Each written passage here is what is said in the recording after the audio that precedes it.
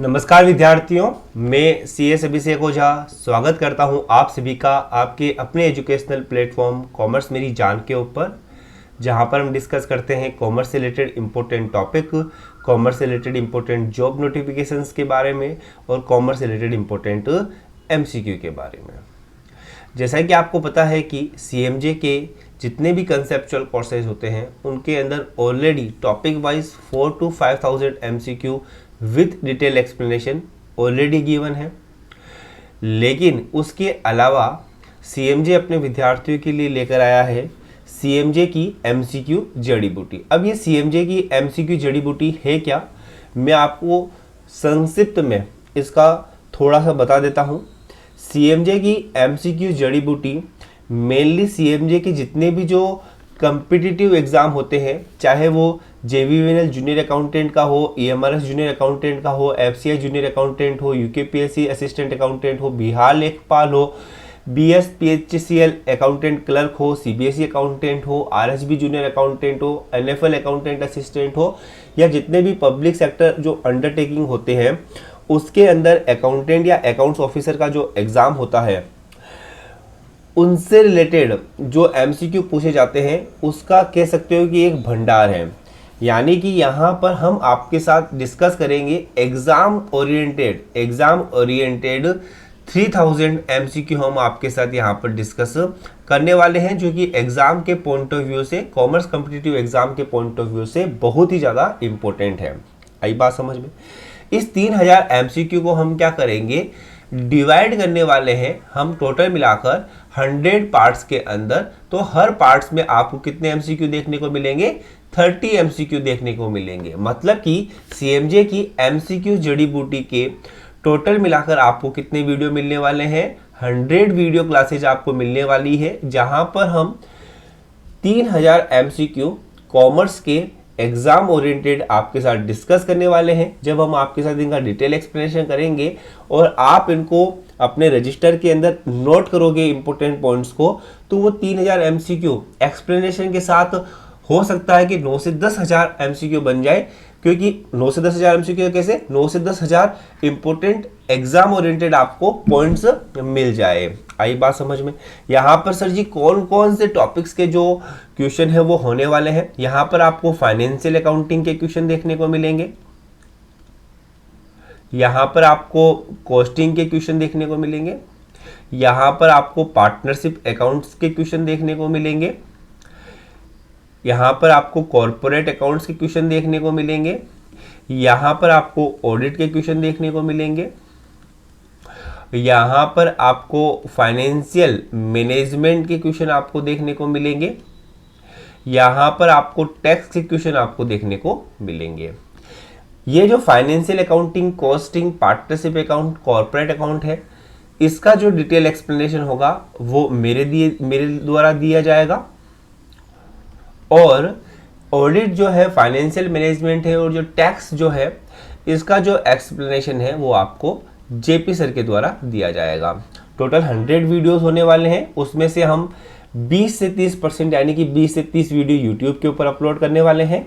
बाकी सारे जो वीडियो हैं वो विथ ऑनलाइन टेस्ट हम अपने कोर्सेज के अंदर अपलोड करने वाले हैं। तो ये इसका एक छोटा सा, क्योंकि पहली बार हम इसको स्टार्ट कर रहे हैं, पहला इसका वीडियो है, तो इसका ये छोटा सा मैंने आपको इसका इंट्रोडक्शन दे दिया है। चलिए अब बिना किसी देरी के चलते हैं हम अपने क्वेश्चंस के ऊपर। पहला क्वेश्चन आता है, which of the following accounting principle is best for the showing liabilities as a foot notes in the balance sheet. कहता है कि इनमें से कौन सा लेखांकन सिद्धांत कहता है कि आप जितनी भी जो लायबिलिटीज होती है, जो कि आपके हो सकती है कि इन फ्यूचर वो देनदारियां हो सकती है, इन फ्यूचर वो आपके लायबिलिटीज हो सकती है, आप उनको बैलेंस शीट के नीचे जो फुटनोट्स होते हैं उसमें आप दिखाओ कि देखो भाई हमारा इतने का कोर्ट केस चल रहा है ना। हो सकता है कि अगर सपोज कल को अगर आप हार जाओगे तो आपकी लायबिलिटी बन जाएगी उस कोर्ट केस को पे करने की। हमने इस फलाने व्यक्ति को इतने रुपए की गारंटी दे रखी है, फॉर एग्जांपल जिसके लिए गारंटी दे रखी है वो गारंटी वो उसका पेमेंट नहीं कर पाए तो उसका पेमेंट करने की लायबिलिटी आपकी आ जाएगी। आई बात समझ में? तो जितनी भी जो इंपॉर्टेंट जो लायबिलिटीज होती है उनको बैलेंस शीट के नीचे फुटनोट्स के अंदर आपको दिखाना पड़ता है। कौन से कंसेप्ट के अकॉर्डिंग या कौन से अकाउंटिंग प्रिंसिपल के अकॉर्डिंग दिखाना पड़ता है आपको? वो दिखाना पड़ता है फुल डिस्क्लोजर अकाउंटिंग प्रिंसिपल के अकॉर्डिंग। तो यहां पर इसका जो राइट आंसर रहेगा वो क्या रह जाएगा? डी रह जाएगा। जितनी भी जो लायबिलिटीज होती है उसको हम बैलेंस शीट के नीचे फुटनोट्स में दिखाते हैं। उसका जो अकाउंटिंग प्रिंसिपल होता है वो होता है आपके लिए full disclosure concept. Objectivity concept क्या कहता है? ऑब्जेक्टिविटी का अकाउंटिंग प्रिंसिपल कहता है कि आपके जो फाइनेंशियल स्टेटमेंट होते हैं वो कैसे होने चाहिए? उनका कुछ वो ऑब्जेक्टिव होने चाहिए। अब सर जी फाइनेंशियल स्टेटमेंट ऑब्जेक्टिव होने चाहिए, इसका क्या मतलब रहेगा? फाइनेंशियल स्टेटमेंट ऑब्जेक्टिव होने चाहिए, इसका मतलब है कि जो फाइनेंशियल स्टेटमेंट है वो अनबायस्ड होने चाहिए, वहां पर किसी तरह की बायसनेस नहीं होने चाहिए। फाइनेंशियल जो स्टेटमेंट है वो आपके रिलायबल होने चाहिए, और फाइनेंशियल स्टेटमेंट जो होते हैं वो बेस्ड होने चाहिए ऑन फैक्ट्स। वो बेस्ड होने चाहिए ऑन फैक्ट्स। आई बात समझ में? तो फाइनेंशियल स्टेटमेंट के ये ऑब्जेक्टिव आपके होते हैं। ठीक है।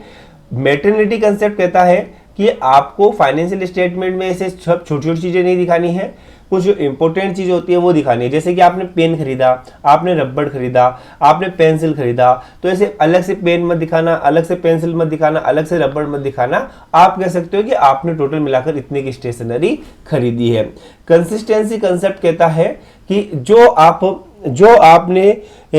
आपने accounting concept last time use किए थे वही आपको कंसिस्टेंस रखने हैं, वो भी आपको आगे वाले सालों में यूज करने हैं। आई होप आपको समझ में आया होगा। तो इस तरह से हम क्या करने वाले हैं, हर एक क्वेश्चन का एक्सप्लेनेशन करने वाले हैं। तो यहां पर आपको अगर आप ये ऑब्जेक्टिव वाला पॉइंट लिखते हो, मेटेरियलिटी पॉइंट वाला पॉइंट लिखते हो, कंसिस्टेंसी वाला पॉइंट लिखते हो और फुल डिस्क्लोजर वाला पॉइंट लिखते हो, तो आपको 4 एग्जाम ओरिएंटेड पॉइंट्स आपको देखने को मिल जाएंगे। देखिएगा, ये जो अकाउंटिंग स्टैंडर्ड है या इंडियन अकाउंटिंग जो स्टैंडर्ड है, उनके जो टाइटल होते हैं वो बहुत ही ज़्यादा इंपॉर्टेंट है एग्जाम पॉइंट ऑफ व्यू से। तो आपको टाइटल तो याद रहने ही चाहिए। इंडियन अकाउंटिंग स्टैंडर्ड के टाइटल को याद करने के लिए मैंने एक स्टोरी बेस वीडियो बनाया है, आपको यूट्यूब के ऊपर मिल जाएगा, है ना। आप लिखोगे how to remember Indian accounting standard, तो आपको वो वीडियो मिल जाएगा। भाई CMJ लिख देना, अदरवाइज कॉपी कर रखा है 2-3 लोगों ने, तो आपको वीडियो मिल जाएगा। तो आप वहां से उसको अगर देखोगे तो आपको इंडियन अकाउंटिंग स्टैंडर्ड बिल्कुल स्मूथली याद हो जाएंगे। चलिए, हमारा क्वेश्चन क्या कहता है इसके ऊपर आते हैं। और एंड ऑफ द वीडियो आपकी ये जिम्मेदारी है कि आप तो सबसे पहले नोट्स बनाओगे अपने खुद के लिए। आई बात समझे? फ्यूचर रेफरेंसेस के लिए नोट्स जरूर साथ आप वीडियो के साथ बनाओगे। दूसरा ये है कि आपके 30 में से कितने क्वेश्चन सही हुए हैं अपने आप से, वो आप हमको बताओगे। अब देखिएगा, ये कहता है कि जो परचेज कंसिडरेशन है, अब ये परचेज कंसिडरेशन कब होता है? जब आपका अमलगमेशन वगैरह होता है, तब जब जो कंपनी खरीदती है, जिस कंपनी को खरीदती है उसको कुछ परचेज कंसिडरेशन देती है, तो ये अमलगमेशन मर्जर इनसे रिलेटेड होता है। तो अमलगमेशन और मर्जर से रिलेटेड अकाउंटिंग स्टैंडर्ड कौन सा है, ये एग्जाम के अंदर बहुत बार पूछा जाता है, क्योंकि ये डायरेक्टली आपका कॉर्पोरेट अकाउंटिंग का पार्ट हो जाता है। तो इसके लिए AS कौन सा आता है? इसके लिए आता है AS 14। अब आप कोई सा भी क्वेश्चन करते हो, उसमें कोई सा भी अकाउंटिंग स्टैंडर्ड आपसे पूछे तो 4 ऑप्शन तो वो देगा ही देगा। तो आप उन चारों अकाउंटिंग स्टैंडर्ड के जो टाइटल है वो भी आप अपने नोट्स में लिख लिया करो, क्योंकि वो भी इंपॉर्टेंट होते हैं। AS 10 जो होता है वो आपके रिलेटेड होता है प्रॉपर्टी, प्लांट और इक्विपमेंट से। AS 14 ये एग्जाम के अंदर सबसे ज्यादा बार पूछा जाता है। ये होता है आपके अकाउंटिंग फॉर अमलगमेशन से, या फिर इसको आप लिख सकते हो कि अमलगमेशन वगैरह में क्या यूज होता है? Purchase consideration. तो ये किससे रिलेटेड होता है? परचेज कंसिडरेशन से। अकाउंटिंग स्टैंडर्ड 24 रिलेटेड होता है डिसकंटिन्यूइंग ऑपरेशन से। इसके अलावा एक इंपोर्टेंट इंड AS 24 भी आता है, वो रिलेटेड होता है रिलेटेड पार्टी डिस्क्लोजर से। अकाउंटिंग स्टैंडर्ड 23 रिलेटेड होता है अकाउंटिंग इन इन्वेस्टमेंट करते हो आप एसोसिएट्स के अंदर इन कंसोलिडेटेड फाइनेंशियल स्टेटमेंट में। एसोसिएट के अंदर जो इन्वेस्टमेंट करते हो उससे AS 23 है। इंपॉर्टेंट मैं आपको बता देता हूँ, AS 14 काफ़ी इंपॉर्टेंट है, Ind AS 24 काफ़ी इंपॉर्टेंट है, जो कि एग्जाम के अंदर बार बार पूछे जाते हैं, लिखने आपको नोट्स में सभी है। आई होप ये क्वेश्चन भी आपको समझ में आया होगा। क्वेश्चन नंबर 3 आता है आपके लिए, फ्लोटेशन कॉस्ट जो होती है, फ्लोटेशन जो लागत होती है उसमें क्या शामिल नहीं होता है। अब सबसे पहले हमको समझना है कि यार ये फ्लोटेशन कॉस्ट होती क्या है। जब कंपनी फ्लोटेशन कॉस्ट का मतलब क्या होता है वो लिखिएगा पहले आप। जब कंपनी न्यू सिक्योरिटीज, अब सिक्योरिटीज के अंदर सभी आ जाते हैं, इक्विटी शेयर आ जाता है, प्रेफरेंस शेयर आ जाता है, डिबेंचर्स आ जाते हैं, बॉन्ड्स आ जाते हैं, तो सिक्योरिटीज की डेफिनेशन में सभी चीजें शामिल हो जाती है ना। जब कंपनी न्यू सिक्योरिटीज को इश्यू करती है, जब कंपनी न्यू सिक्योरिटीज को इश्यू करती है तब जो कॉस्ट लगती है, तब जो कॉस्ट लगती है वो आपके लिए क्या कहलाएगी, फ्लोटेशन कॉस्ट कहलाएगी। अब आपको इसमें से देखना है कि भाई प्राइमरी लेवल के ऊपर कौन सी फ्लोटेशन कॉस्ट नहीं होती है। विद्यार्थियों में आपको एक बात बताना चाहता हूं, जब भी एग्जामिनर आपसे क्वेश्चन पूछता है तो वो कहता है कि आपको इन 4 में से सबसे जो बेस्ट ऑप्शन है उसका चुनाव करना है। आपको इन चारों में से सबसे जो बेस्ट आपको लगता है कि यार फ्लोटेशन कॉस्ट नहीं है, उसका आपको चुनाव करना है। तो अब आप सोचो, जब भी कंपनी नई सिक्योरिटीज इशू करेगी तो कौन कौन सी लागतें लगेगी डायरेक्टली। सिंपल सी बात है, आजकल जब कंपनी नई सिक्योरिटीज इशू करती है तो वो ब्रोकर्स वगैरह के थ्रू करती है, तो वहां पर उनको क्या देना पड़ता है, ब्रोकरेज तो देना ही पड़ेगा, बिल्कुल ब्रोकरेज आएगा। इसके अलावा जब कंपनी सिक्योरिटी इशू करती है तो सेबी कहता है कि आप सभी रूल्स एंड रेगुलेशन आपको फॉलो करने चाहिए, तो उसके लिए हमारे पास क्या होता है, या तो एडवोकेट होगा या कंपनी सेक्रेटरी होगा, उसकी क्या लगेगी, लीगल फीस लगेगी, वो भी इंपॉर्टेंट होता है। इसके अलावा अंडरराइटर्स रखे जाते हैं, उनको अंडरराइटिंग कमीशन देना होता है, वो भी आपके लिए फ्लोटेशन कॉस्ट होती है। इसके अलावा एडमिनिस्ट्रेटिव एक्सपेंसेज होते हैं, वो भी आपके लिए फ्लोटेशन कॉस्ट होती है। आई बात समझ में। तो ब्रोकरेज हो गया, लीगल फीस हो गया, अंडरराइटिंग कमीशन हो गया, ये सारी आपके फ्लोटेशन कॉस्ट के अंदर शामिल होती है। यहाँ पर प्राइमरी लेवल के ऊपर जो ऑडिट फीस होती है या ऑडिट शुल्क जो होता है वो आपका फ्लोटेशन कॉस्ट में शामिल नहीं होता है। आई बात समझ में। तो फ्लोटेशन कॉस्ट में क्या क्या शामिल होता है आपके लिए, ब्रोकरेज हो जाएगा, लीगल फीस हो जाएगी, अंडरराइटिंग कमीशन हो जाएगा। मतलब क्या होता है, ये एग्जामिनर आपसे और पूछ सकता है। मतलब इसका होता है, जब भी कंपनी नई सिक्योरिटीज को जारी करती है तो नई सिक्योरिटीज को जारी करने पर जो लागत आती है उसको हम फ्लोटेशन कॉस्ट के नाम से जानते हैं। नेक्स्ट देखिएगा, इस सेशन का सबसे इंपॉर्टेंट क्वेश्चन जो कि आपको बहुत क्वेश्चन आपके लिए बनाएगा। अब ये देखिएगा, production which is below standard specification. चलिए इस क्वेश्चन को हम बाद में पढ़ेंगे। इसी पॉइंट से रिलेटेड मैंने आपके लिए इस पूरे सेशन में 2 क्वेश्चन डाले हैं। पहले मैं आपको इसका जो पूरा कंसेप्ट है, जो एग्जाम ओरिएंटेड जो पॉइंट है वो मैं आपको बता देता हूं, जिससे कि आपको इस क्वेश्चन को करने में और अगले क्वेश्चन को करने में बहुत आसानी होगी। सबसे पहले आप बिल्कुल इस बात को बिल्कुल मिस मत कीजिएगा, अगर आप सेल्फ नोट्स नहीं बना रहे हो तो आप अपने खुद के साथ धोखा कर रहे हो। सर पीडीएफ दे दो, डायरेक्ट नोट्स दे दो, बहुत सारे पीडीएफ्स आपके पास पड़े हैं, बहुत सारे नोट्स आपके पास पड़े हैं, कोई मतलब के नहीं होते हैं जब तक कि आप अपने सेल्फ नोट्स नहीं बनाते हो। देखिएगा, बात करता हूं मैं मेटेरियल लॉस के बारे में। मेटेरियल लॉस जो होता है वो 4 तरह का होता है। सबसे पहले मैं बात करूंगा वेस्ट की। मेटेरियल लॉस में वेस्ट वो होता है जिसकी कोई वैल्यू नहीं है। शॉर्ट में लिखेंगे ना, जिसकी कोई वैल्यू नहीं है, मतलब कि उसको आप बेचने जाओगे तो भी इसकी कोई भी वैल्यू मार्केट में नहीं रहेगी, वो आपके लिए कहलाएगा वेस्ट। स्क्रैप जानते हो, जैसे कि सिंपल सी बात है, कोई चीज़ पुरानी हो जाती है, अपने लाइफ को, अपने जो लाइफ होती है उसको ख़त्म कर देती है, तो वो स्क्रैप बन जाती है। या फिर प्रोडक्शन प्रोसेस के दौरान भी कुछ स्क्रैप बच जाता है। तो स्क्रैप क्या होता है? जिसकी कुछ ना कुछ वैल्यू रहेगी। वेस्ट और स्क्रैप के अंदर, आई बात समझ में? वेस्ट और स्क्रैप के अंदर, वेस्ट और स्क्रैप के अंदर क्या डिफरेंस है? वेस्ट की कोई वैल्यू नहीं रहती है, जबकि स्क्रैप की वैल्यू होती है। और दोनों में सिमिलरिटीज क्या है? दोनों में सिमिलरिटीज है कि दोनों ही आपके किसी भी प्रोडक्शन की जो लेफ्ट आउट मटेरियल होते हैं वो होते हैं। आई बात समझ में?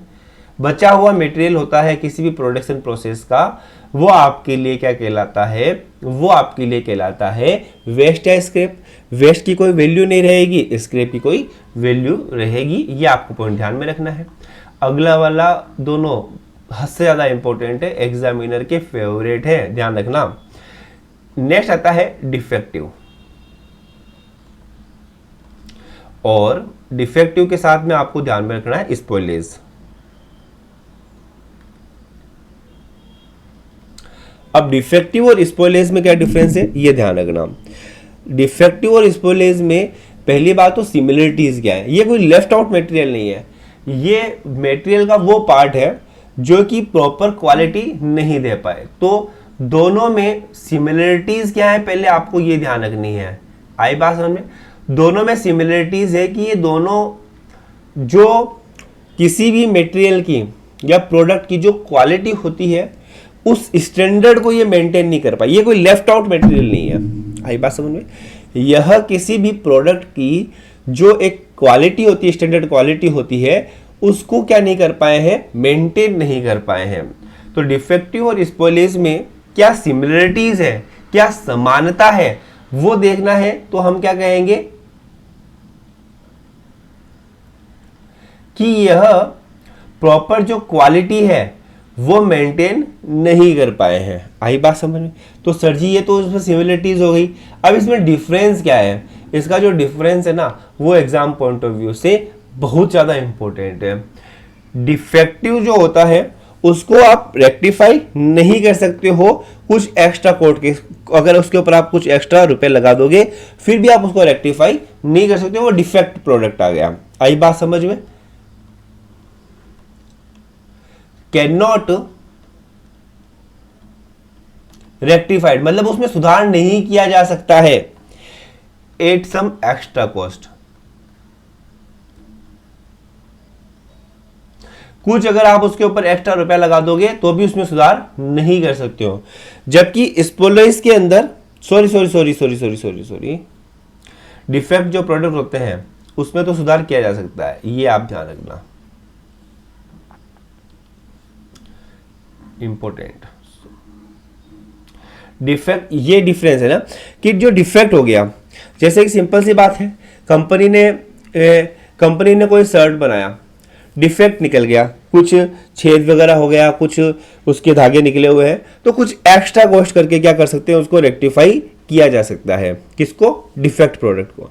लेकिन जो स्पॉइलेज हो गया उसको कंपनी क्या नहीं कर सकती है? रेक्टिफाई नहीं कर सकती है। ध्यान रखना, कैन नॉट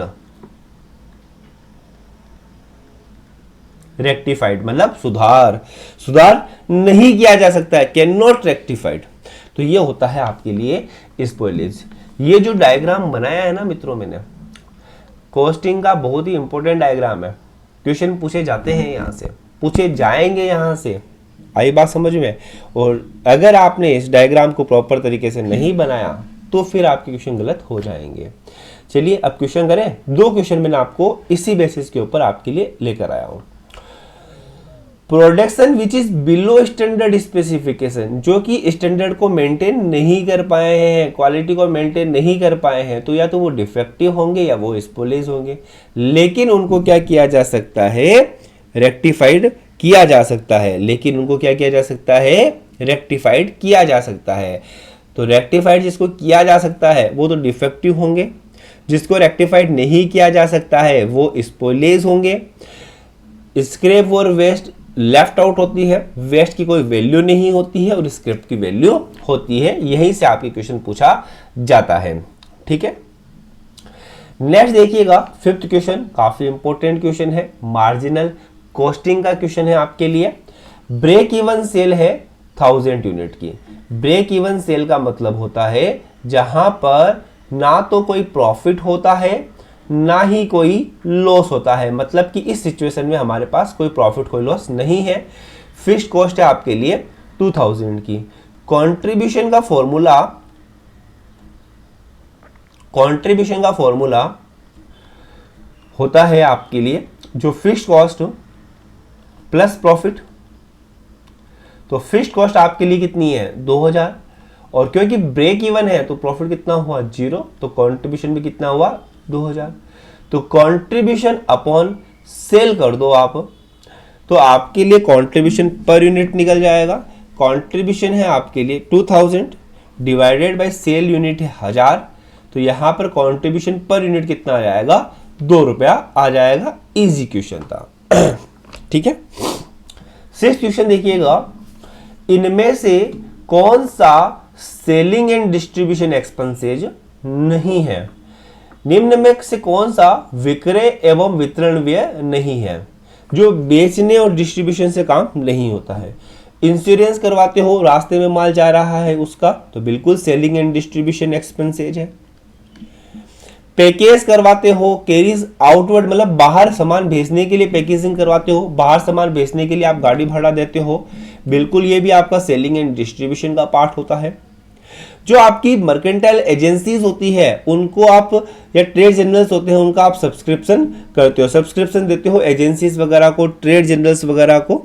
आई बात समझे, ये भी आपका सेलिंग एंड डिस्ट्रीब्यूशन एक्सपेंसेज होते हैं, ये भी आपके सेल से रिलेटेड, क्योंकि जानकारियाँ मिलती रहती है कि भाई कौन कौन सी एजेंसीज है जहाँ पर आप, कौन कौन से व्यापारी जिनको आप सामान बेचोगे। डेप्रिसिएशन ऑन मशीनरी, ये आपका सेलिंग का नहीं है, ये आपका एक फैक्ट्री ओवरहेड के रूप में जाना जाता है। तो यहाँ पर सिक्स्थ में क्या हो जाएगा, डी आपका आंसर हो जाएगा। सेवंथ देखिएगा, सेवंथ कहता है लेगेसीज। क्या है यह? लेगेसीज जो होती है, हिंदी में इनको विरासत भी बोलते हैं, मूवी भी है अनिल कपूर की, है ना। लेगेसीज को आमतौर पर कब कहाँ दिखाया? अब लेगेसीज होती क्या है? लेगेसीज जो होती है, विरासत जो मिलती है, वो एक तरह की क्या होती है सर जी? कैपिटल रिसिप्ट होती है। क्या होती है? एक तरह की कैपिटल रिसिप्ट होती है। कैपिटल रिसिप्ट है, इसलिए इसको आप इनकम एंड एक्सपेंडिचर अकाउंट में तो नहीं दिखा सकते हो, क्योंकि इनकम एंड एक्सपेंडिचर में तो रेवेन्यू रिसिप्ट दिखाते हैं। आई बात समझ में? तो कैपिटल रिसिप्ट है, इसलिए सबसे पहले आप इसको कहां पर दिखाओगे? रिसिप्ट एंड पेमेंट अकाउंट में दिखाओगे। आई बात समझे? कहां दिखाओगे आप इसको? रिसिप्ट एंड पेमेंट अकाउंट में आप इसको दिखाने वाले हो। ठीक है, इसके अलावा आप इसको कहां पर दिखाने वाले हो? इसके अलावा आप इसको दिखाने वाले हो कहां पर? बैलेंस शीट के अंदर आपका जो कैपिटल फंड होता है, कैपिटल फंड कहां पर होता है? लायबिलिटी साइड में, उसके अंदर आपको ऐड करके आपको दिखाना है। आई बात समझ? उसके अंदर आपको ऐड करके दिखाना है। अब रिसिप्ट एंड पेमेंट अकाउंट का जो नेचर होता है, ध्यान रखना, वो किस तरह का होता है? वो कैश अकाउंट की तरह होता है आपका, जहां पर कैपिटल और रेवेन्यू दोनों ही रिसिप्ट आपको वहां पर दिखाई जाती है। जब भी कैश बढ़ता है तो डेबिट करते हैं, कैश कम होता है तो क्रेडिट करते हैं, ये अपना रूल है। तो जब भी आपकी ये जो legacy receipt and payment account में जाएगी तो यहाँ पर आपकी रिसिप्ट बढ़ेगी, तो यहाँ पर ये क्या होगा? डेबिट होगा। कहाँ पर? रिसिप्ट एंड पेमेंट अकाउंट में। आई होप आपको चीज़ समझ में आई होगी। 8th देखिएगा, अब देखो ये क्वेश्चन आ गया। यहाँ पर स्टूडेंट क्या होते हैं? घबरा जाते हैं, क्योंकि हम यहाँ पर आपके लिए, हमारा टारगेट यही है कि जो क्वेश्चन एग्जाम ओरिएंटेड है, जो क्वेश्चन एग्जाम के अंदर आते हैं लेकिन आपके गलत हो जाते हैं, उन क्वेश्चनों को सही करना आपके लिए एग्जाम में। अगला क्वेश्चन देखो क्या पूछ रहा है, amount of depreciation as per sum of years digit method. Sum of years digit method के अंदर डेप्रिसिएशन की जो अमाउंट होती है वो कैसी होती है, यह आपको पता करना है। अब देखो,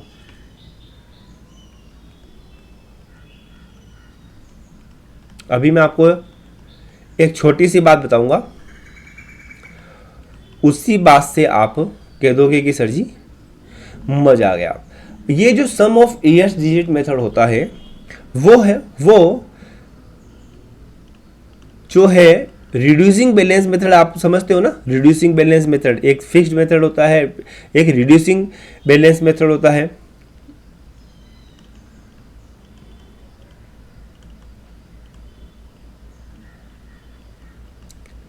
का ही एक वेरिएशन है। समझे आप बात? यह रिड्यूसिंग बैलेंस मेथड का ही एक वेरिएशन है। मतलब कि रिड्यूसिंग बैलेंस मेथड की जो कैरेक्टरिस्टिक्स होती है, रिड्यूसिंग बैलेंस मेथड की जो कैरेक्टरिस्टिक्स होती है, वो कैरेक्टरिस्टिक्स ही आपके लिए किसकी होगी? सम ऑफ ईयर्स डिजिट मेथड की होगी।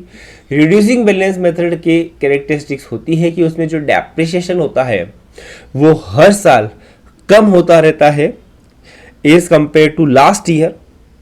तो यहां पर sum of years digit method की भी यही कैरेक्टरिस्टिक्स होगी कि यहां पर भी जो डेप्रिसिएशन होगा वो हर साल कम होता रहेगा as compare to last year. आई बात समझ में? अब इसको करते कैसे हैं वो मैं आपको बता देता हूं एक बार का। जैसे कि फॉर एग्जांपल कोई मशीन है, उसकी जो कॉस्ट है 18,000 है, स्क्रैप वैल्यू है 3,000 रुपये, और मशीन चलेगी, लाइफ है उसकी 5 ईयर की। तो आपको क्या करना है, पहले उसके जो 5 साल हैं, कितने साल मशीन चलने वाली है?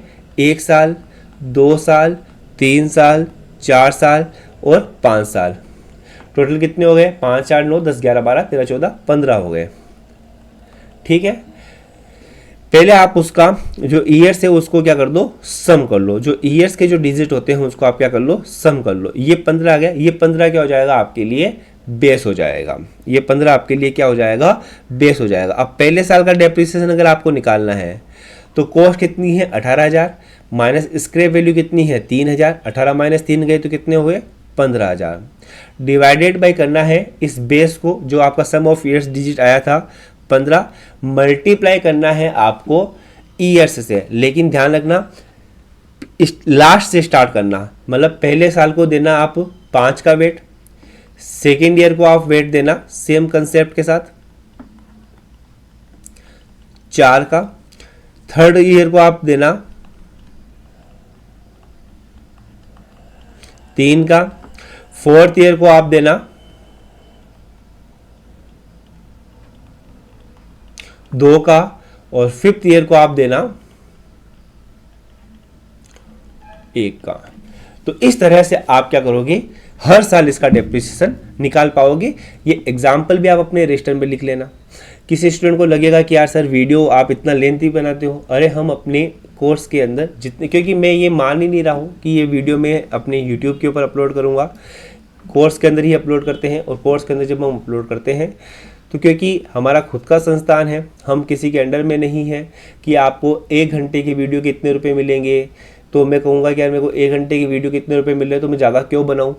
जब तक हमको खुद को सेटिस्फेक्शन नहीं होता है हम उतने डिटेल के अंदर स्टूडेंट को वीडियो प्रोवाइड करवाते हैं। और यही कारण है, सेम मेरा भी है यही लॉजिक, और सेम जेपी सर का भी यही लॉजिक है। और यही कारण है कि जितने भी कॉमर्स के कॉम्पिटिटिव एग्जाम होते हैं वहाँ पर हाईएस्ट सिलेक्शन कॉमर्स मेरी जान वाले ही प्रोवाइड करवाते हैं, कॉमर्स मेरी जान के स्टूडेंट ही वहाँ पर होते हैं। देखिएगा, द कन्वेंशन ऑफ कंजर्वेटिज्म। अभी कंजर्वेटिज्म की जो कॉन्सेप्ट है ना वो बहुत ही इंपॉर्टेंट है। रूढ़िवादिता की परंपरा का क्या प्रभाव होगा? देखिएगा, पहले तो ये इस क्वेश्चन से रिलेटेड मैं आपको एक इंपॉर्टेंट बात भी बताऊंगा। सबसे पहले तो रूढ़िवादिता की परंपरा का मतलब क्या होता है, क्या कंसेप्ट होता है, वो आपको ध्यान में रखना है। रूढ़िवादिता का कंसेप्ट कहता है कि एक अकाउंटेंट को रूढ़िवादी होना चाहिए, कंजर्वेटिज्म होना चाहिए। यानी कि जब आप को कोई लॉस का पता चल जाए, फ्यूचर लॉस का आपको पता चल जाए, उसकी अकाउंटिंग आज ही कर लो, उसकी अकाउंटिंग आज ही कर लो। लेकिन कोई फ्यूचर प्रॉफिट का आज पता लग जाए तो अकाउंटिंग तब तक ना करो, अकाउंटिंग तब तक ना करो जब तक कि प्रॉफिट रियलाइज ना हो जाए, जब तक कि प्रॉफिट रियलाइज ना हो जाए। आई बात समझ में? मतलब कि जो भी फ्यूचर के जो प्रॉफिट्स हैं उनकी तो अकाउंटिंग आपको तब तक नहीं करनी है जब तक कि वो रियलाइज नहीं हो जाते हैं, और लॉस का तो जब पता चल जाता है आपको उसी समय उसकी अकाउंटिंग कर लेनी है। आई बात समझ में? आपको जैसे कि पता चलने लग गया कि यार हर साल अगर सपोज करो कि मेरी 1 लाख की देनदारियां होती है, हर साल मेरी 1 लाख की देनदारियां होती है, एग्जाम्पल को ध्यान से समझना, मेरी हर साल 1 लाख की देनदारियां होती है, उसमें से 10% तो ऑन एन एवरेज ट्रेंड ही है कि रुपया नहीं देते हैं, रुपया लेकर भाग जाते हैं बिना उधारी चुकाए। मतलब कि 10,000 रुपए का तो मेरे को ऑन एन एवरेज डेटर से रुपया नहीं मिलता है, वो बेड डेट्स होता ही होता है। आई बात समझ? तो आप क्या करते हो, साल की स्टार्टिंग में ही इस साल क्या बना देते हो, प्रोविजन फॉर बेड डेट्स बना देते हो। आई बात समझ में? साल की स्टार्टिंग में ही क्या बना देते हो, प्रोविजन फॉर बेड डेट्स बना देते हो। आपको पता चल गया कि फ्यूचर में लॉस होने वाला है, अभी लॉस हुआ नहीं है, अभी वो रुपए लेकर भागे नहीं है, अभी बेड डेट्स हुआ नहीं है, लेकिन फिर भी आपने प्रीवियस ट्रेंड को देखा और प्रीवियस ट्रेंड को देखकर क्या कहा कि हर साल मेरा 10% रुपया डेटर्स का डूब ही जाता है, तो क्यों ना मैं स्टार्टिंग में ही वो क्या कर लूं, उस लॉस को जो कि मेरे को फ्यूचर में होने वाला है उसकी अकाउंटिंग आज ही कर लूं, और आपने प्रोविजन फॉर बेड डेट्स बना लिया। आई बात समझ में? ये इसका एग्जाम्पल हुआ। अब क्या हुआ, ये क्वेश्चन हमने अपने टेलीग्राम पे डाला, तो जो भी टेलीग्राम से विद्यार्थीगण हमारे से जुड़े हुए नहीं है, टेलीग्राम से जरूर से जुड़ जाइएगा, है ना। सेम क्वेश्चन हमने टेलीग्राम पे भी डाला था। टेलीग्राम क्या है, टेलीग्राम आईडी क्या है, टेलीग्राम पे जाइएगा, कॉमर्स मेरी जान सर्च कीजिएगा और वहां पर आप हमसे जुड़ जाइएगा, ठीक है। अब स्टूडेंट ने कहा कि सर जी, एक स्टूडेंट ने कहा कि सर जी ये कंजर्वेटिव कंसेप्ट का तो मतलब ये होता है और ये तो ऑप्शन में दिया हुआ ही नहीं है, आपका क्वेश्चन ही गलत है। नहीं सर स्टूडेंट, एग्जामिनर आपको कहता है कि आपको गिवन 4 ऑप्शन में से सबसे बेस्ट ऑप्शन को चुनना है, आपका काम उतना ही है, आपको उसको नहीं बताना है कि ये गलत है सही है, ठीक है। अब देखो आई बात समझ में? तो ये तब होती है प्रॉब्लम जब आप नई नई तैयारी चालू करते हो, लेकिन हमेशा ध्यान रखना 4 ऑप्शन में से सबसे बेस्ट ऑप्शन को चुनना ही आपका काम है। सर जी इसका मतलब तो ये होता है और ये तो कई क्वेश्चन में ऑप्शन में गिवन ही नहीं है, तो आपका क्वेश्चन ही गलत है, ऐसी टिप्पणी करना स्टूडेंट का काम नहीं होता है। एग्जामिनर ने क्वेश्चन सोच समझ के बनाया होगा। अब इस एग्जाम्पल में मैंने किया क्या, मेरे डेटर्स थे 1 लाख के, मैंने उन डेटर को कितने 10,000 का बेड डेट्स बताकर 90,000 के डेटर ही अब अपने अच्छे वाले रखे हैं। तो इसमें मैंने क्या किया, अपनी एसेट्स को अंडर स्टेटमेंट किया, परिसंपत्तियों को मैंने कम कर दिया। आई बात समझ में? तो एसेट्स का अंडर स्टेटमेंट करना, एसेट्स का अंडर स्टेटमेंट करना मतलब परिसंपत्तियों को कम दिखाना ही क्या कहलाता है, आपका कंजर्वेटिज्म कंसेप्ट, जहां पर हम अपनी फ्यूचर के जो लॉसेस होते हैं उनको आज ही कर लेंगे। तो फ्यूचर का जो लॉस होने वाला था उसको मैंने आज ही अपने बुक्स में रख लिया कि भाई 10,000 के तो बेड डेट्स होंगे, तो मेरे डेटर्स मैंने 1 लाख से कितने के कर लिए, 90,000 के कर लिए। आई बात समझ में? क्लियर हुई मेरी बात? क्लियर हुई मेरी बात? तो यहाँ पर कंजर्वेटिज्म कंसेप्ट का इफेक्ट पड़ेगा, आप अपनी एसेट्स को कम दिखाओगे और जो प्रोविजन नाम की जो लायबिलिटी है 10,000 से उसको बढ़ाकर दिखाओगे। आई होप चीज़ें क्लियर हुई होगी। काफ़ी अच्छा क्वेश्चन था ये एग्जाम पॉइंट ऑफ व्यू से, एंड में आपको बताना भी है आपके कितने क्वेश्चन सही हुए हैं। 10वां question, which of the following is not a capital reserve. Capital reserve होते क्या है वो ध्यान में रखिएगा।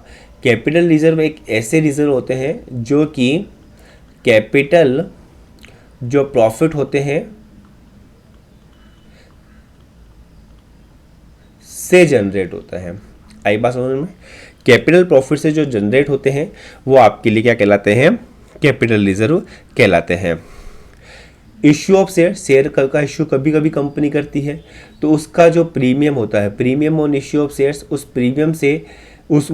प्रीमियम से जो रिजर्व बनाया जाता है वो भी आपके लिए कैपिटल प्रॉफिट है, तो कैपिटल रिजर्व होगा। इनकॉर्पोरेशन के जो प्रॉफिट होते हैं वो भी आपके लिए कैपिटल प्रॉफिट होते हैं, तो वो कैपिटल रिजर्व होगा। डिविडेंड इक्वलाइजेशन रिजर्व, ये आपके कंपनी के रेवेन्यू प्रॉफिट से क्रिएट होते हैं, ध्यान रखना, ये आपकी कंपनी के रेवेन्यू प्रॉफिट से क्रिएट होता है क्या, डिविडेंड इक्वलाइजेशन रिजर्व, इसलिए क्या कहलाएगा, रेवेन्यू रिजर्व कहलाएगा। आई बात समझ में, इसका एक स्पेसिफिक यूज़ होगा कि आप डिविडेंड के लिए इसका यूज़ कर सकते हो। फिक्स्ड एसेट्स को बेचने से, ये भी आपके कैपिटल, फिक्स्ड एसेट्स को बेचना भी आपका कैपिटल प्रॉफिट होता है, मतलब कैपिटल एक्टिविटीज़ होती है, और फिक्स्ड एसेट्स को बेचने से जो प्रॉफिट होता है वो भी आपका कैपिटल प्रॉफिट होता है, और उसकी वजह से जो रिजर्व जनरेट होगा वो भी आपका कैपिटल रिजर्व होगा। तो तीनों के तीनों, premium on issue of shares, profit prior to incorporation, profit on sale of fixed assets, ये आपके कैपिटल प्रॉफिट्स हैं। इन कैपिटल प्रॉफिट से जो भी आपका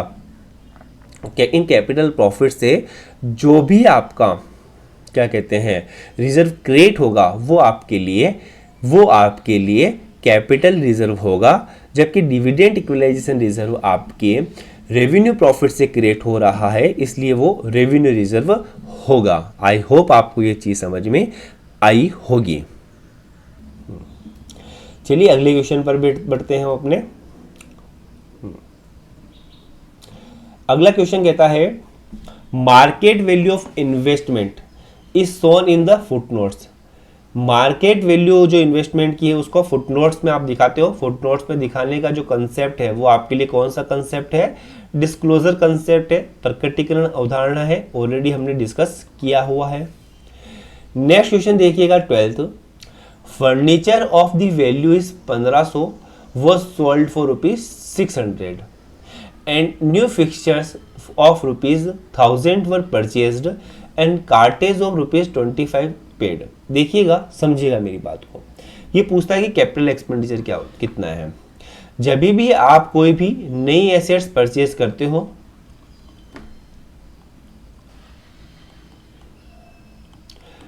प्लस उससे रिलेटेड जो भी खर्चे होते हैं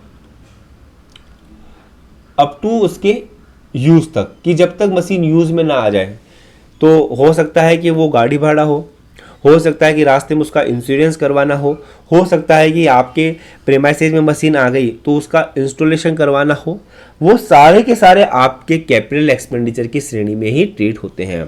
तो आपने 1000 रुपये का नया फर्नीचर खरीदा, प्लस 25 रुपये उसके ऊपर कार्टेज के पे किए, टोटल आपका कैपिटल एक्सपेंडिचर हुआ 1025 का। क्लियर है मेरी बात? इजी सा क्वेश्चन था आपको, बस क्योंकि यहाँ पर बेचने वाली भी चीज़ें दे रखी थी, वो कैपिटल एक्सपेंडिचर का पार्ट है ही नहीं, वो तो कैपिटल रेवेन्यू का पार्ट हो सकता है। आई बात समझ में? तो यहाँ पर आपको कंफ्यूज करने की कोशिश एग्जामिनर करना चाह रहा है, लेकिन आप कंफ्यूज मत होना। कहता है कि सेम क्वेश्चन देखिएगा, रजिस्ट्रेशन फीस थी 3500 paid in connection with the property के कनेक्शन में, कोई एसेट्स हमने प्रॉपर्टी खरीदी, उसके कनेक्शन में हमने 3500 रुपये की registration fees the, which was purchase for ₹1,50,000।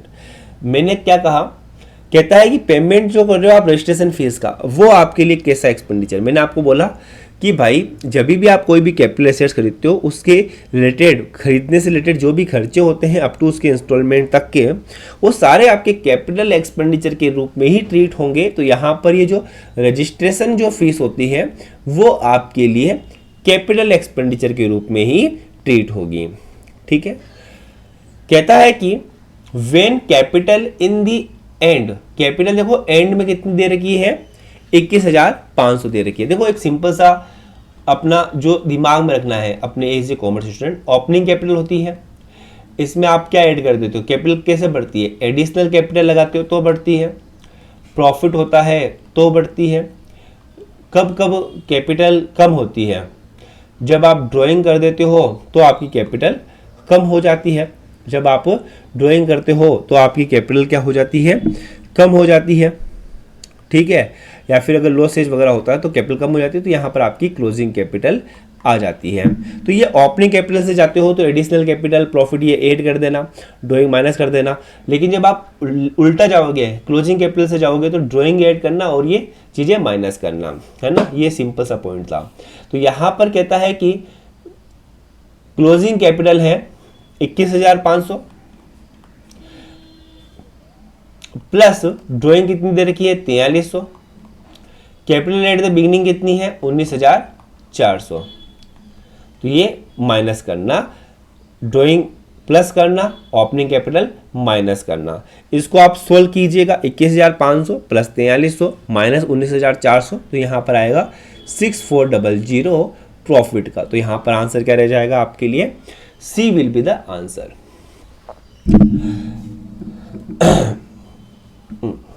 देखिएगा नेक्स्ट क्वेश्चन काफी इंपॉर्टेंट है। इस क्वेश्चन को मैं कहता हूं बेस रिलेटेड क्वेश्चन, है ना, बेस रिलेटेड क्वेश्चन। अब ये क्वेश्चन को करने का एक तरीका होता है। मैं इस सेशन में आपके लिए सेम एक क्वेश्चन और लेकर आया हूं ताकि आपका जो इसके ऊपर जो आइडिया है वो थोड़ा सा और अच्छा होए। ठीक है, देखिएगा बेस रिलेटेड क्वेश्चन में क्या होता है, आपको पहले तो 100 मानना होता है किसी चीज को। 100 किसको मानना होगा, जिस पर परसेंटेज गिवन हो। आई बात समझ, पहला काम तो आपको यही करना है, जिस पर परसेंटेज गिवन हो। अभी हम देखते हैं क्वेश्चन में किसी ना किसी के ऊपर तो परसेंटेज गिवन होगा। कॉस्ट है गुड्स सोल्ड की 1,20,000 रुपए। गुड्स सोल्ड की जो कॉस्ट है वो कितनी है 1,20,000 रुपए है, कॉस्ट है 1,20,000। ठीक है, ये हमको पता चला। ग्रॉस प्रॉफिट है 1/4 मतलब कि 25%। 1/4 कितना हुआ 25% ऑन सेल। तो ये 25% किसके ऊपर गिवन है, या तो कॉस्ट पे गिवन होगा या सेल्स पे गिवन होगा। तो जिस पर परसेंटेज गिवन हो, किस पर गिवन है, सेल्स पर। ये ऑन के बाद में जो वर्ड आता है उस पर गिवन होता है। तो मतलब कि यहाँ पर 100 किसको मानना है, सेल्स को। क्योंकि स्टूडेंट को कंफ्यूजन नहीं होता है कि सर 100 किसको माने, कॉस्ट को माने सेल्स को माने। फिर आंख बंद करते हैं, या तो कॉस्ट को मान लेते हैं या सेल्स को मान लेते हैं। भगवान की कृपा से जो होगा अच्छा होगा ये सोच लेते हैं। लेकिन 100 किसको मानना है, जिसके ऊपर परसेंटेज गिवन होता है। तो 1/4 ऑन सेल्स। सेल्स कितनी है आपकी 100 है। अब सेल्स 100 है तो प्रॉफिट कितना होगा 25 होगा। 100 रुपए की बेची सामान, 25 रुपए का प्रॉफिट कमाया। अब आप मेरे को बताओ कि कॉस्ट कितनी रही होगी। कॉस्ट आपके लिए रही होगी 75 रुपए की। क्लियर है मेरी बात? हाँ सर जी। ये परसेंटेज बेसिस हर क्वेश्चन का अलग अलग बनता है। किसके बेसिस पे, 100 किसको मानना है उसके आधार पर। 100 उसको मानना है जिस पर परसेंटेज गिवन हो। इस क्वेश्चन में परसेंटेज क्योंकि सेल्स पर गिवन था तो हमने सेल्स को 100 माना। प्रॉफिट था 25% तो प्रॉफिट हो गया 25, तो कॉस्ट कितनी हो जाएगी 75 हो जाएगी। यहां तक की मेरी बात क्लियर है। स्टेप 2 होता है, क्वेश्चन में कोई अमाउंट गिवन होगी। क्वेश्चन में कोई अमाउंट गिवन होगी, डिवाइडेड बाय आपको नीचे उसका ये परसेंटेज बेसिस लिखना है। इसके बेसिस पे मल्टीप्लाई आपको करना है परसेंटेज बेसिस जो पता करना है, जो आपको पता करना है क्वेश्चन के अकॉर्डिंग। अब देखो कैसे, क्वेश्चन में क्या कोई अमाउंट गिवन है, बिल्कुल सर जी 1,20,000 रुपए की अमाउंट गिवन है। किसकी अमाउंट है ये सर जी कॉस्ट की अमाउंट है। कॉस्ट के नीचे कॉस्ट का परसेंटेज बेसिस लिखो। कॉस्ट का परसेंटेज बेसिस कितना है 75। कॉस्ट का परसेंटेज बेसिस कितना है 75। देखो मैं इसके दो तरीके बताऊंगा। पहला ये तरीका है, दूसरा भी तरीका मैं आपको बताऊंगा, लेकिन पहले आप इस तरीके को देखिएगा। मल्टीप्लाई किससे करना है आपको, अमाउंट ऑफ सेल्स। सेल की अमाउंट कितनी है आपको उससे मल्टीप्लाई करना है। सेल की अमाउंट कितनी है आपको उससे मल्टीप्लाई करना है। तो सेल का परसेंटेज बेसिस कितना हुआ 100 हुआ। तो 25 × 75, 25 × 100, 3 × 12। तो ये 1,20,000 कितने हो जाएंगे 40,000। ये कितना हो जाएगा 1,60,000।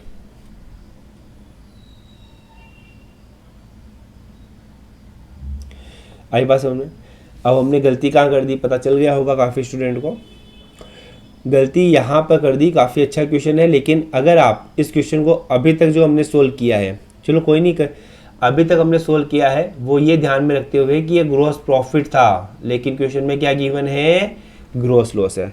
तो सर जी ग्रॉस लॉस है तो भी क्या हुआ, कोई नहीं बात, सेम कंसेप्ट से हम इसको सोल्व करेंगे, सेम कंसेप्ट से हम इसको सोल्व करेंगे। यहाँ पर मैं आपको इसको सोल्व करवाता हूँ। सेल्स कितनी माननी है आपको, 100 माननी है, स्टेप 1, ठीक है। लॉस कितना हुआ, लॉस कितना हुआ, 25% ऑन सेल, तो 25 रुपए का लॉस हो गया। अब मैं आपको कहता हूं, लॉजिक लगाओ, 100 रुपए की सेल की, 25 रुपए का घाटा खाया, तो उसकी लागत कितनी रही होगी। देखो कंसेप्ट है सिर्फ 125 रुपए उसकी लागत रही होगी, बात मेरी सही है नहीं। 125 रुपए की चीज को 25 रुपए का घाटा खा के 100 रुपए में बेच दिया, स्टेप 1 हो गया।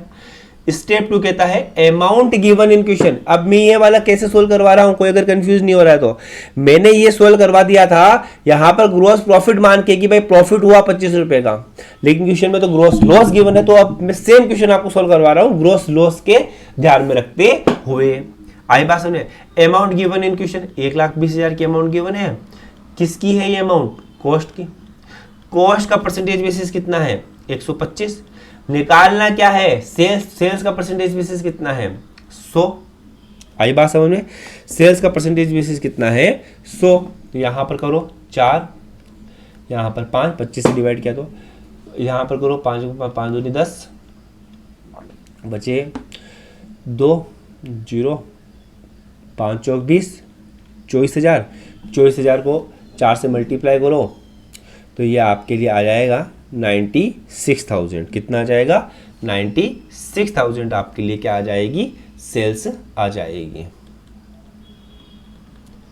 तो ये 2 स्टेप अपना के आप चाहे प्रॉफिट हो चाहे लॉस हो, सभी तरह के जो क्वेश्चंस होते हैं आप उनको सोल्व कर सकते हो। आई बात समझ। इसका सर जी क्या कोई दूसरा तरीका भी है, हाँ इसका दूसरा तरीका भी है। अगर मैं आपको और अगर दिमाग आपका चलता है तो मैं आपको वो तरीका भी आपको बताता हूँ। तरीके सब है कॉमर्स मेरी जान के पास, आपको बस इस चीज का मतलब समझो। 1/4 ऑन सेल, इसका मतलब क्या हुआ, इसका मतलब हुआ कि अगर 4 रुपए की मैं सेल करता हूं,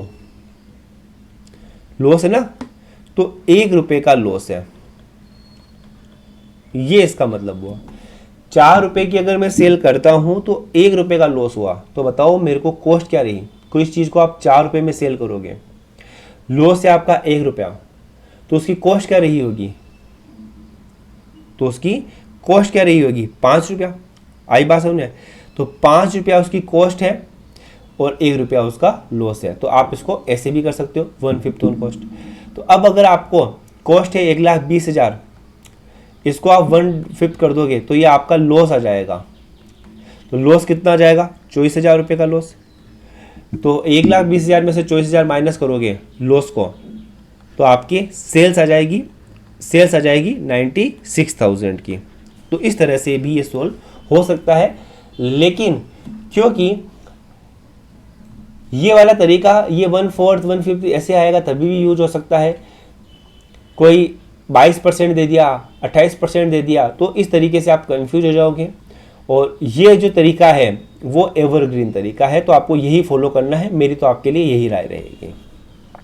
क्वेश्चन देखिएगा 16, इनमें से कौन सी हेडिंग करेक्ट है। प्रॉफिट एंड लॉस जो होता है वो एक दिन का नहीं बनता है, तो ए जोन नहीं आता है।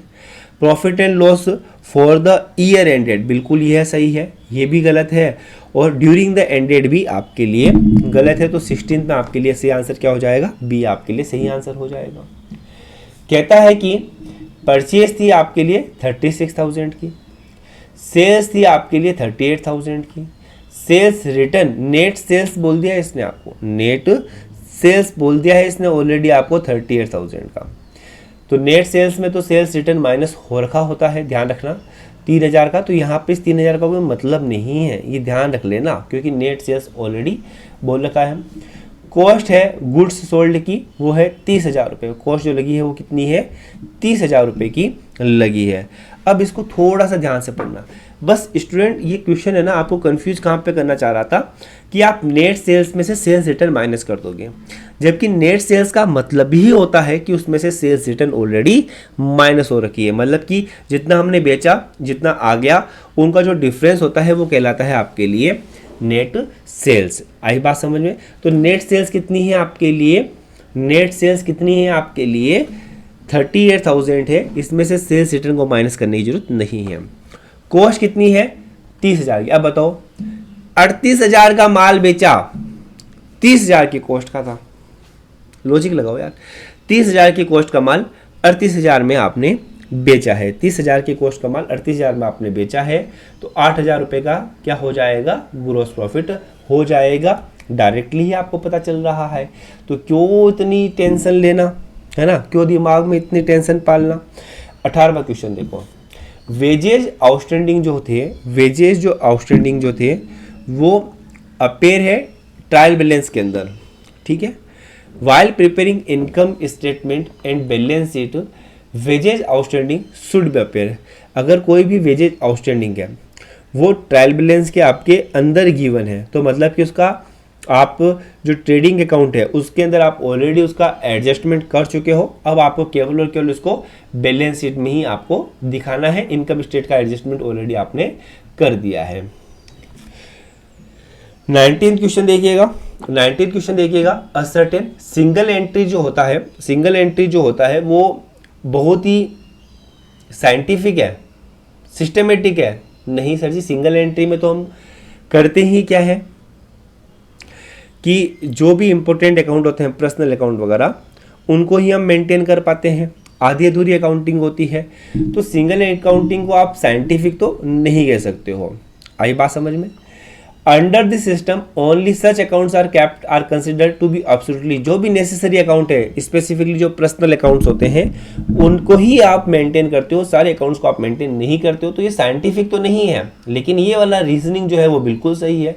तो असर्टेन तो इनकरेक्ट है, लेकिन रीजनिंग इसकी करेक्ट है, तो यहाँ पर डी ऑप्शन आपके लिए सही हो जाएगा। 20वां क्वेश्चन देखिएगा। Life insurance premium received by insurance company, ये एडवांस अकाउंटिंग का क्वेश्चन है, ध्यान रखना। ये आप हो या फिर ये कोई बंदा है, ये इंश्योरेंस कंपनी आप हो, ठीक है। इस बंदे ने आपको क्या किया है? कोई भी प्रीमियम दिया है। आई बात समझ में? कोई भी प्रीमियम दिया है कि भाई ये प्रीमियम रखो, 60 साल तक का लाइफ इंश्योरेंस प्रीमियम सपोज करो कि एज वाइज होता है, ध्यान रखना। 60 साल का होता है, 70 साल का होता है, 80 साल का होता है। तो सबसे पहले मैं स्टूडेंट को यही राय देता हूँ कि आप जितना जल्दी हो सके उतना अपना प्रीमियम स्टार्ट, जैसे ही आपकी फर्स्ट अर्निंग चालू हो ना, आप अपना premium life insurance premium start करवा लेना। 70-80 साल का जो भी है वो करवाना, क्योंकि जितनी कम एज में करवाओगे उतना ही कम आपका प्रीमियम जाएगा। आई बात समझ में? तो यहाँ पर ये जो लाइफ इंश्योरेंस जो प्रीमियम है रिसीव बाय इंश्योरेंस कंपनी के द्वारा जो रिसीव होता है, वो किस तरह से इसको वर्गीकृत किया जाए। अब देखो, ये प्रीमियम जो है, सपोज करो कि इसने 60 साल के ले रखा है, अभी इसको रुपया मिला, अभी ये सपोज करो 40 साल का है, रुपया दिया, 41 साल में रुपया दिया, 42 साल में रुपया दिया, 43 साल में रुपया दिया, 44 साल में रुपया दिया, 45 साल में रुपया दिया, 45 साल में मर गया, 45 ईयर्स में वो मर गया। तो अब कंपनी की वापस लायबिलिटी बन जाएगी कि इसको क्या करना है, इसकी जो भी वैल्यू थी इस इंश्योरेंस पॉलिसी की, वो हमको इसके परिवार को देनी है। आई बात समझ? लेकिन जैसे 60 साल कंप्लीट हो जाएंगे, फिर कह देगा हाँ भाई अब सब रुपया हमारा, अब तेरे को हम कुछ भी नहीं देंगे। तो ये जो इंश्योरेंस कंपनी को जो प्रीमियम मिलता है, ध्यान रखना, इस प्रीमियम के अगेंस्ट में, ये बहुत अच्छा पॉइंट है, इंश्योरेंस कंपनी को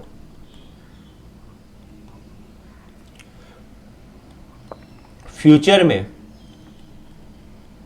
सर्विस देना बाकी है अभी। आई बात, उसने सर्विस दे नहीं दी है, फ्यूचर में वो मर गया तो सर्विस देना पड़ेगा, नहीं मरा तो फिर कंपनी का वो रुपया बन जाएगा। तो यहाँ पर ये जो इंश्योरेंस कंपनियां जो इंश्योरेंस प्रीमियम लेती है वो उनके लिए एक अनअर्न्ड, एक ऐसा रेवेन्यू होता है जो उसने अभी तक अर्जित ही नहीं किया है, उस कैटेगरी के अंदर उसको शामिल किया जाता है। 21 क्वेश्चन मैं नहीं करवाने वाला, 21 क्वेश्चन आपको खुद से ही करना है, खुद से ही इसका आंसर देना है, कमेंट बॉक्स के अंदर इसका आंसर आपको देना है। When material are damaged, material क्या है, डैमेज्ड है मैन्युफैक्चरिंग कंसर्न के अंदर, लेकिन उसको आप रेक्टिफाई नहीं कर सकते हो एक्स्ट्रा रुपया लगाकर, तो उसको किस नाम से जाना जाता है, मतलब कि यह डिफेक्टिव प्रोडक्ट है लेकिन उसको रेक्टिफाई नहीं किया जा सकता, तो डिफेक्टिव और कैन नॉट बी रेक्टिफाइड। ये दोनों कंडीशन कहां पर अप्लाई होती है, स्क्रैप, वेस्ट, स्पॉलेज और डिफेक्टिव। आंसर आपको कमेंट बॉक्स में इसका देना है, ठीक है। गिवन द रीऑर्डर पीरियड है 20 से 40 दिन। इंडिया अगेन कंजर्वेटिव कंसेप्ट अपनाता है, वो हमेशा मैक्सिमम को लेकर ही चलता है कि भाई अगर मैं आज ऑर्डर दूंगा तो 40 दिन में, अगर मैं आज ऑर्डर दूंगा तो 40 दिन में आएगा। आई बात समझ में। और 600 यूनिट, 400 से 600 यूनिट का मेरा पर डे का कंजम्पशन होता है, तो मैक्सिमम कितने का कंजम्पशन हो रहा है, 600 का। तो ये पूछ रहा है कि रीऑर्डर लेवल क्या है, रीऑर्डर लेवल क्या है, मैक्सिमम रीऑर्डर पीरियड को मल्टीप्लाई करना है आपको मैक्सिमम यूजेज से। मैक्सिमम रीऑर्डर पीरियड है 40 का, मैक्सिमम यूजेज है 600 का, तो 600 मल्टीप्लाई बाई 40, 24,000 यूनिट्स का। कितने का है, 24,000 यूनिट्स का। Hello hello. नेक्स्ट देखिएगा, when profit is dividend with the contribution per unit हमको क्या मिलता है। चलिए पहले तो हम क्या करते हैं, ये जो चारों आपको दे रखे हैं break even, sales in unit है ना, इन चारों का अपन क्या कर लेते हैं, फॉर्मूला लिख लेते हैं। मार्जिनल कॉस्टिंग के फॉर्मूले इंपॉर्टेंट है, एग्जाम में पूछे जाते हैं। 4 फॉर्मूले मैं आपको लिखा रहा हूं। ब्रेक इवन पॉइंट अगर मैं यूनिट्स में निकालूंगा तो क्या फॉर्मूला होगा मेरा, fixed cost divided by contribution per unit. Break even point में अगर आप निकालूंगा रुपीस के अंदर, तो इसका क्या फॉर्मूला होगा, fixed cost divided by PV ratio. आई बात समझ में। मार्जिन ऑफ सेफ्टी क्या होती है, जो आपकी एक्चुअल सेल्स होती है, बीईपी सेल्स होती है जहां पर कोई प्रॉफिट और लॉस नहीं होता है। एक्चुअल सेल्स में से बीईपी सेल्स को माइनस कर देते हो, तो वो सेल्स जहां पर आप एक्चुअल में प्रॉफिट कमाना स्टार्ट कर रहे हो, वो आपके लिए होती है margin of safety. Margin of safety अगर मैं यूनिट्स में निकालना चाहूंगा तो उसका फॉर्मूला होता है प्रॉफिट डिवाइडेड बाई वही फिक्स्ड कॉस्ट जो था उसकी जगह पर अब क्या आ गया, प्रॉफिट आ गया। Profit divided by contribution per unit. और अगर मैं margin of safety in rupees में निकालना चाहूंगा तो वही फिक्स्ड कॉस्ट की जगह पर क्या आ जाएगा, प्रॉफिट आ जाएगा डिवाइडेड बाई पीवी रेशियो। ठीक है। अब यहां पर क्वेश्चन कहता है कि व्हेन प्रॉफिट को डिवाइड करना है, तो प्रॉफिट को डिवाइड करना है तो प्रॉफिट तो बीईपी पर होता नहीं, तो इन दो ऑप्शन को तो पहले काटो। कंट्रीब्यूशन से डिवाइड करना है तो आपके लिए क्या आ जाएगा, मार्जिन ऑफ सेफ्टी आएगी किसमें, यूनिट्स में आएगी। Profit divided by contribution per unit क्या आ जाएगा, मार्जिन ऑफ सेफ्टी आएगा यूनिट्स में।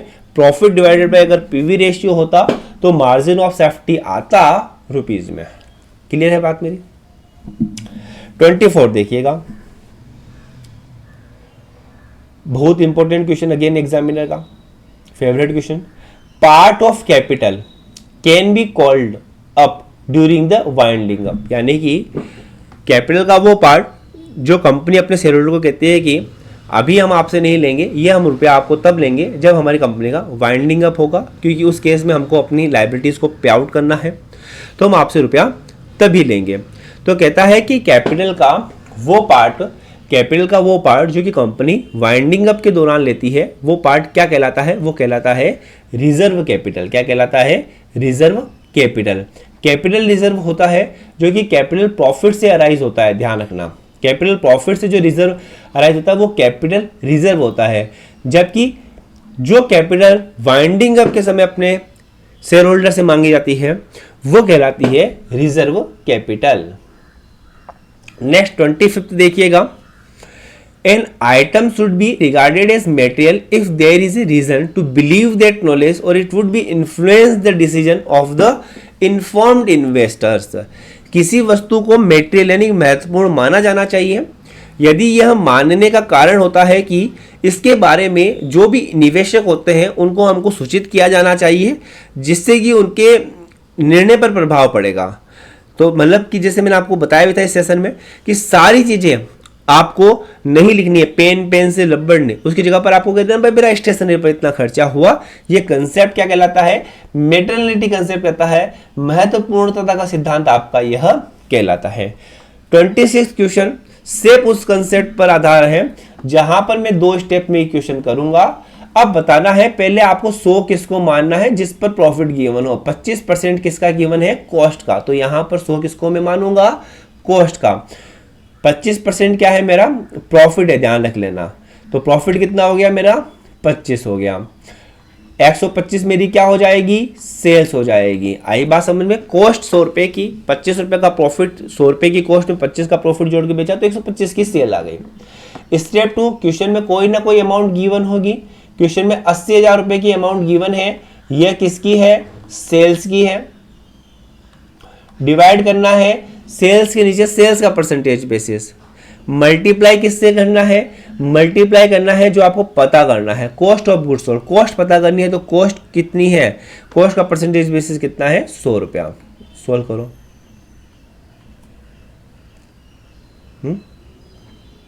16,000, 32 64,000। इसका आंसर आ जाएगा। इतना इजी है क्वेश्चन, है ना?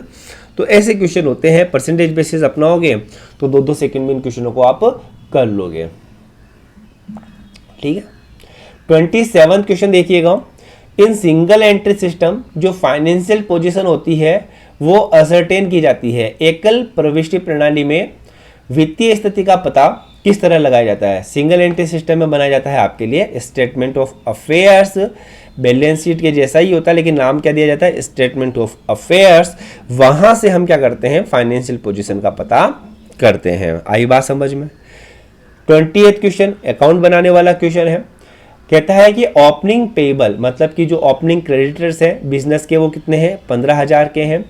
टोटल पेमेंट सप्लायर्स को किया था हमने 14,000 का। डिस्काउंट उनसे रिसीव हुआ 500 रुपये का।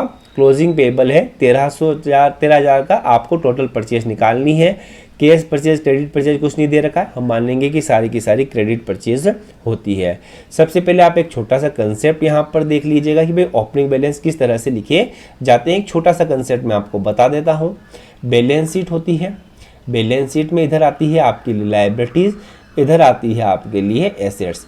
लायबिलिटीज का ओपनिंग बैलेंस हमेशा इधर आएगा अकाउंट्स के, मतलब इधर अकाउंट्स में इधर क्या होता है? डेबिट होता है और इधर क्रेडिट होता है। तो लायबिलिटीज का ओपनिंग बैलेंस हमेशा क्रेडिट होता है और एसेट्स का ओपनिंग बैलेंस हमेशा ही डेबिट होता है। ये आपको बात गांठ बांध लेनी है। और सेकंड पॉइंट क्या होता है?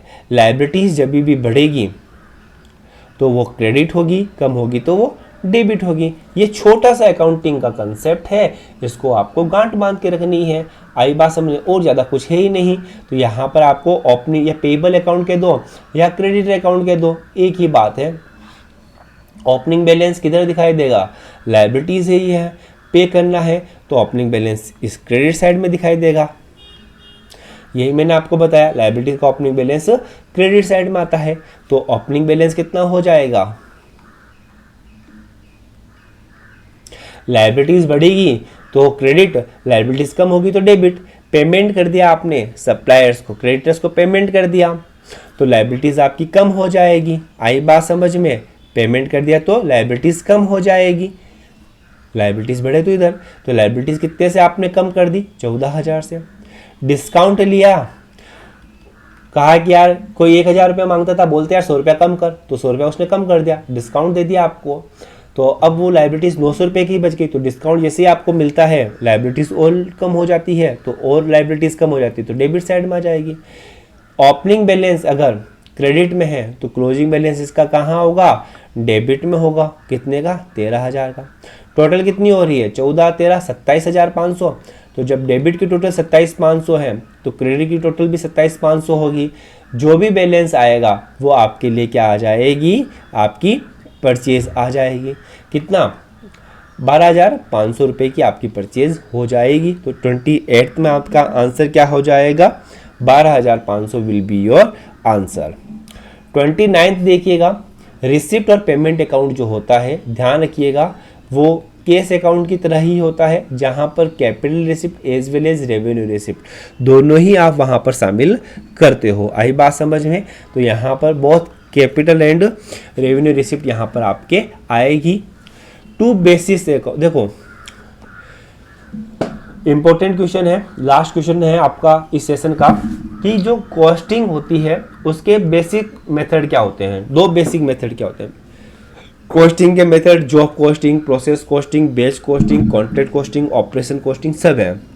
लेकिन अगर आपसे पूछे कि दो बेसिक मेथड क्या है कॉस्टिंग के, बहुत बार पूछा गया है एग्जामिनर का, दो बेसिक मेथड है आपके लिए, जॉब कॉस्टिंग और प्रोसेस कॉस्टिंग। इंपॉर्टेंट ध्यान रख लेना, जॉब कॉस्टिंग और प्रोसेस कॉस्टिंग को बेसिक मेथड माना है कॉस्टिंग का। तो आई होप 30 के 30 क्वेश्चन आपको समझ में आए होंगे। एक क्वेश्चन का आंसर मैंने आपको कमेंट बॉक्स में देने के लिए बोला है, और साथ में आपको बताना है कि आपको ये सेशन कैसा लगा।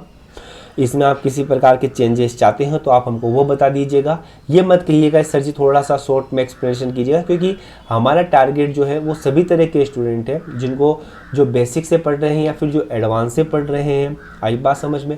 तो सभी तरह के स्टूडेंट को फ़ायदा मिले, इसलिए कॉमर्स मेरी जान की अगर सफलता का राज ही यही है कि वो अपने जितने भी जो पॉइंट्स होते हैं उनको डिटेल में लेकर जाता है। आई होप आपको ये वीडियो पसंद आया होगा, and all the very best for your exam. आपको चैनल को सब्सक्राइब कर लेना है, टेलीग्राम चैनल कॉमर्स मेरी जान को ज्वाइन कर लेना है।